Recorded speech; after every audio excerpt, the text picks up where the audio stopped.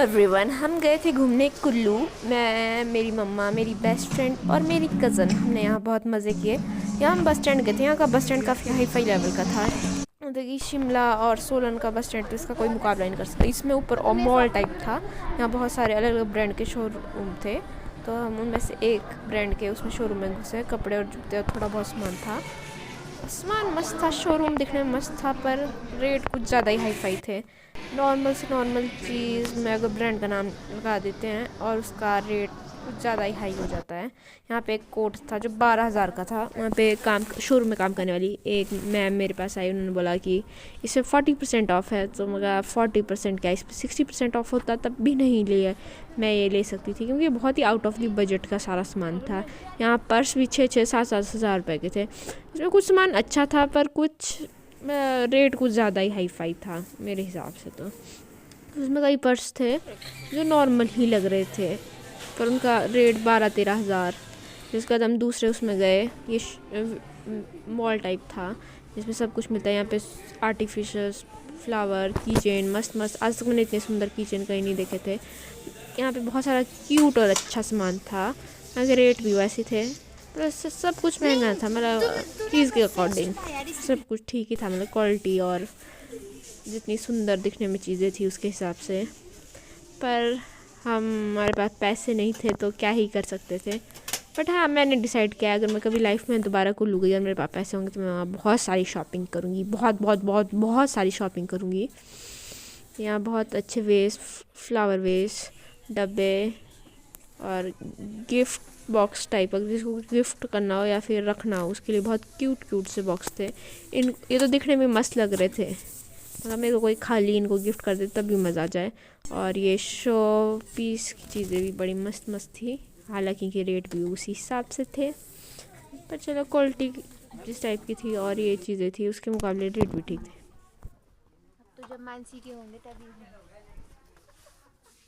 अपने घर तो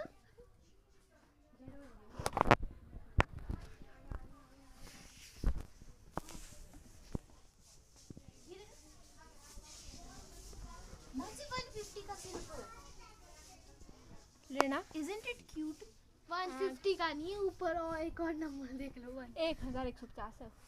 मैं भी सोच में नहीं इतना सस्ता कैसे भाई। क्या मैं बोलती हूँ ना 150 का बैग, फिर बोलते हैं आगे जीरो भी देख लो। एक लगा, सॉरी एक भी लगा हुआ 1,500। सुंदर बैग, मस्त है पर महंगा भी है वैसे। ये कैसी लग रही है भाई।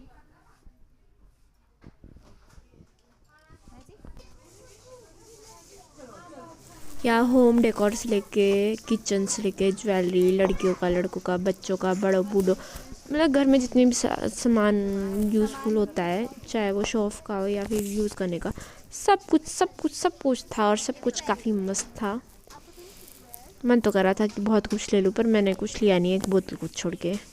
ये सारा बच्चों का सामान है, पर मेरे को ये सामान सबसे बेस्ट लगता है और क्यूट भी। फिर ऐसा लग रहा था पैसे वेस्ट नहीं करने ऐसी बेकार की चीज़ें जो ज़्यादा यूज़फुल नहीं है। बस ये देख के भी क्यूट और अच्छी है। पता नहीं मैं इतनी समझदार कब से होंगी हूँ। थोड़ा बहुत समझ तो आई गई है।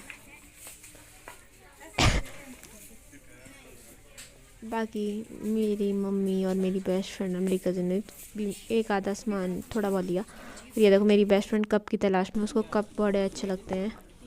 मस्त मस्त खिलौने थे। जब हम छोटे थे ना तब ज़्यादा कुछ होता ही नहीं था। अब हम जब बड़े हो गए तब इतना मस्त मस्त सुंदर जैसा सामान आया, मन करता है ख़रीद लो। पर फिर घर वाले बकते हैं तुम्हारे किस काम का, बच्चों की चीज़ें। यहाँ मस्त मस्त कैंडलें भी थी, छाते। सबसे बढ़िया मेरे को यहाँ की की चेन लगी। और उसके बाद हम वापस जा रहे थे। यहाँ एस्केलेटर लगा था चढ़। मैं लाइफ में पहली बार एस्केलेटर पे चढ़ी। फर्स्ट एक्सपीरियंस नया होता है और थोड़ा डर भी लगता है। ये गेस्ट हाउस में, होम स्टे जहाँ पे हम रुके थे।